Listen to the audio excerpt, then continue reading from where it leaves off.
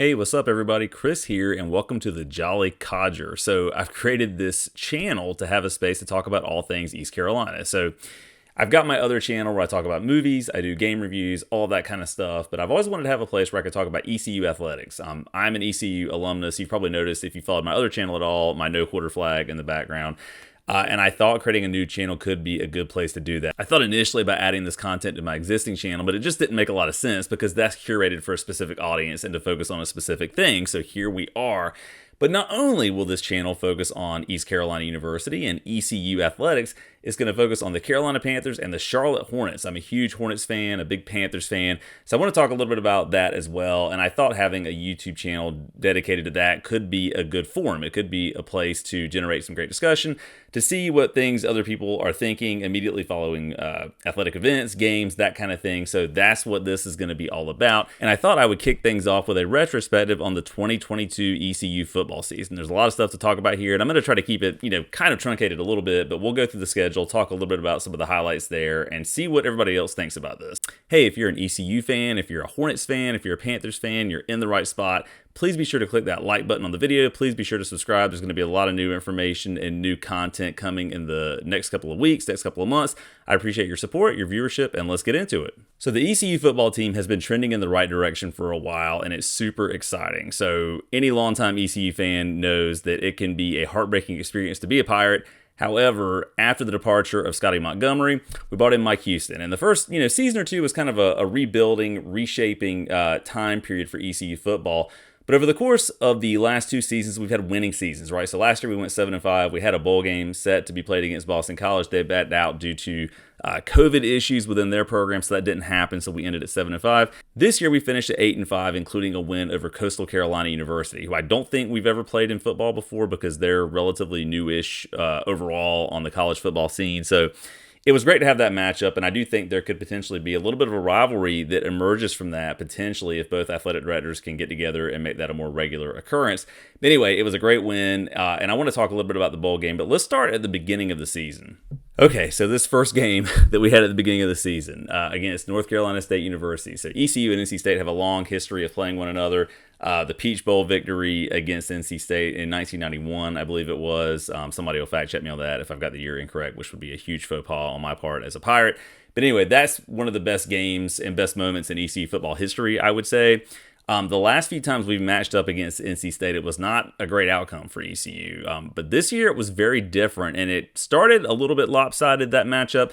But as the game progressed, you could feel ECU gaining a lot of momentum, and in particular, our defense was amazing in this game. There were some real standout moments during that matchup.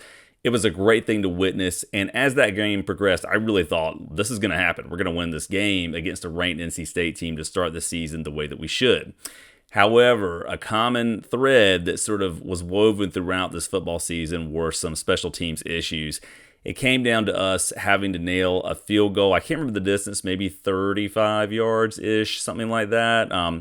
But our kicker pushed it a little bit to the right, I believe it was, and we ended up losing that game, I think, by 1 point. Let me just double-check the score while I've got it pulled up here. Yeah, it was 21-20 NC State.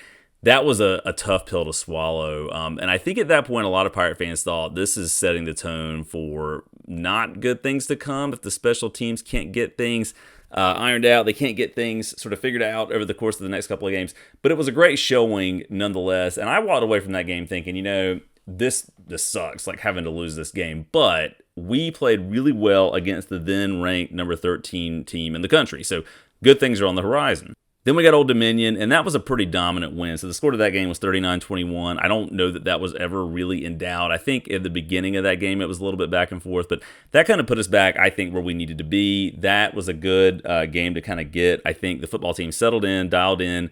Especially as we, at that point, were kind of inching a little bit closer to conference play. We still had 2 non-conference games to go.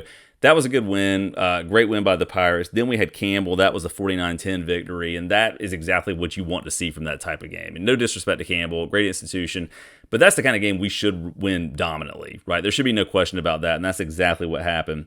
Then we had a head scratcher, and if you're an ECU fan, that's not an uncommon thing to experience. We played Navy. We lost that game 23-20 in the second overtime on a field goal. And that one, again, as I recall, came down to special teams issues. I think we had a missed kick They could have at least tied it. I can't remember exactly how that one played out. But at that point, we're 2-2 on the season, and it was a little bit concerning that the special teams problems persisted. That one is one that I wish we'd had back, and I think that's where a lot of Pirate fans started to realize that this, even though it could be a good season, it ended up being, I would say, a great season in a lot of ways. It was the season that could have been, right? It just didn't quite manifest into exactly what we were hoping to see from this team. But again, we'll sort of talk about in the long run just all the great things that did come out of the season. So we got the Navy game, dropped that one in a double overtime matchup. Then we beat South Florida 48-28. Again, that's a game that I think everybody kind of expected us to win. We should have won. Things were a little bit questionable after kind of an up and down start to the season, but that put us back on track. Then we played Tulane, who ended up being kind of the powerhouse, the unexpected powerhouse of the American Athletic Conference this year. So we dropped that game 24-9. That was a little surprising to me. I really thought that would be a closer game, but it started to kind of set the tone for how the season might go and where we might be at that point.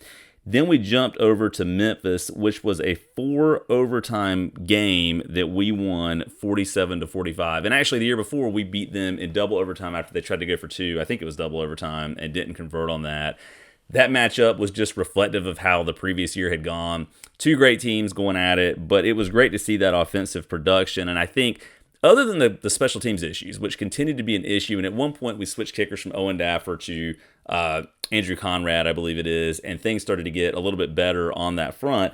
But Holton Ahlers, he really did have a great final year with the Pirates. And I know Holton's probably not watching this, but Holton, if you ever come across this, thank you. From one Pirate to another, you really did the university justice, right? You represented us well. You are a great person to represent Greenville, North Carolina, ECU, all of that. And I think we're all just especially appreciative of everything that you've done for this institution. You stuck around. You finished it the right way. Thank you for a great year. But anyway, Memphis game was an offensive shootout, but it ended up in the Pirates' favor after 4 overtimes, which I don't know what the record is for the longest overtime game or number of overtimes for ECU, but that's got to be up there, I would think. So anyway, then we went on to beat UCF. Mwah. One of my favorite games of the year. I just love when we beat UCF. Their fans have talked trash to us for a long time, so it was great to get that win. They're leaving to go to the Big 12. Congrats to them. I hope they do well. They did not have a great end of their season. But anyway, it was great to see ECU win that game pretty dominantly, 34-13. I can remember after that game, there was some stuff floating around on social media where they were claiming that we stole a playbook or found a playbook or something, but whatever, that's ridiculous. Anyway, we won that game. It was a great way to send them packing. And as I recall, and again, if I'm incorrect, somebody correct me on this, I think we own that series now. I think we've got them by 1 game in the all-time matchup. So who knows if we'll ever play UCF again. I don't really care either way. That was a great way to end it. Then we went to play Brigham Young, and actually I was at my parents' house watching this game. My mom also went to East Carolina. She's a Pirate alumni as well. That was a great game also. We ended up winning that one on a field goal, I believe. It was kind of a knuckleball field goal. That was a nice game to win because, BYU also going to the Big 12. So at that point, we've beaten 2 future Big 12 teams and shown what ECU is capable of. That was a great win. That one made me feel good about sort of where we were headed as a program. A lot of people like to talk about litmus test types of games. That one felt like one to me. If we could go out to Provo and beat BYU, that would be a big deal, and that's exactly what we did. Then we played Cincinnati, and this was a heartbreaker. We lost this one 27-25. It felt like a game we could have won and should have won. And that's kind of how things have been at times with Cincinnati. I think last year we played them in November also. We played them frequently toward the end of the year, and it was not nearly as close. But the year before that, prior to that, it was a crazy close game where they had to beat us on a field goal, I believe. But tough one. But it's one of those losses you don't feel terrible about because Cincinnati at the time, again, was a great program with Luke Fickell, who has now departed for Wisconsin, I think it is. So that was great to see. And the one game that I was able to attend this year, and I should preface all this by saying that I live in the Charlotte area, so it's not as easy for me to get to games as it used to be, especially with 2 children, and I'm working a couple different jobs at this point. So anyway, we played Houston. That was a tough one. I was at that game with my family. That one honestly did not make a ton of sense to me. How we lost 42-3 to Houston, who was kind of up and down all season, I just don't know for whatever reason. It was one of those ECU games where we just couldn't get something happening. And if you've been a longtime Pirate fan or you've watched a lot of ECU football, there are just matchups like that where that kind of thing happens. That was a disappointing game, especially because it was the one game this year that I was able to attend in person, which really kind of stunk. But Anyway, it is what it is. That was a weird one. And at that point in the season, which again, that was not that long ago, November 19th, I wasn't really sure how things were going to wrap up. So then we go to Temple, and we win that one shockingly in a shootout, 49-46. I say shockingly because Temple was one of the worst teams in the conference this year. I do not know how that happened. Our defense was just not really dialed in that game, it didn't feel like. But we went on to win that one in a crazy matchup. Again, Ehlers had a great game, put up a lot of points on the board, but that was a good win to have just to try and tie things up. Then we get to our bowl game, and I think Holton, this was your best performance that I can recall. I mean, you really just shut down Coastal offensively from start to finish. You were dialed in with great passes. The team as a whole played really well. I thought physically we overpowered and overmatched Coastal. They didn't look like they were ready for what they got with ECU. It was just one of those games where it felt like in all phases, except for special teams, and this is that common thread where we had a punt block late in the game, but in all phases, we just looked prepared and looked ready, and the final score, 53-29 Pirates, reflected that. So we finished this year, 2022, with an 8-5 record. So we've got 2 back-to-back winning seasons, a bowl win for the first time since 2013. I think it was 2013 the last time, and that would have been in the Carden era, I think. So we are trending in the right direction. I think Mike Houston is, far and away doing a wonderful job. He's the right man for the job. No one should question that at this point. I think if anybody's questioning anything about Mike Houston, I don't know why they would be doing that. There was a lot of chatter this year about Donnie Kirkpatrick, what the offense looked like, all that kind of stuff. I feel like things ended up being great, mostly because Holton had a pretty solid year, especially as we got into bowl season. I mean, again, that bowl game against Coastal was just amazing. The one thing that I think ECU really has to take a hard look at is special teams. That cost us wins. I mean, there's no other way to say it. We could have been a 10-win team, I think, if special teams had been there. We could have beaten NC State.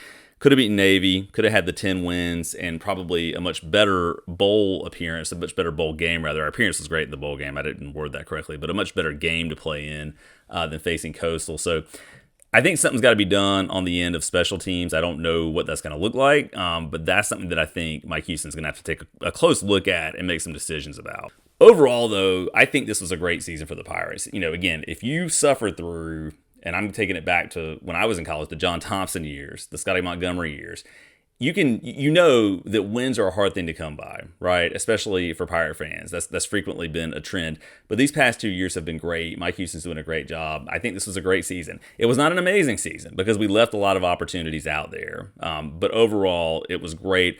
I'm really looking forward to what's going to happen next year. Our first game is against Michigan. That one's going to be a little bit tough, I think. But as Pirates, we always say, I believe, and I believe miracles can happen. You never know. We'll see how it goes. But I think some realism will creep in as we prep for that game and start thinking ahead about it. But again, you never know. You never know what can happen. We've had some great wins against powerhouse opponents over the years, and this could be another one of those. So anyway, let me know what you thought about the 2022 football season. If you're watching this, I really appreciate your viewership, your support. I'm excited to get this channel off the ground. I'm going to have a lot to say about ECU basketball as that continues. There's a lot to think about there. Off to a good start. Kind of had a rough game against Temple in the first conference game, but also a lot to say about the Panthers as we potentially make a playoff push. We'll see what happens with that. And then, of course, the Hornets. There's an endless number of things to talk about there. So I'm going to aim for a pretty steady frequency of content with all of those topics as we move through the next few weeks. But again, I appreciate your viewership, and let me know what you think about the ECU football season in the comments, and I will chat with you soon.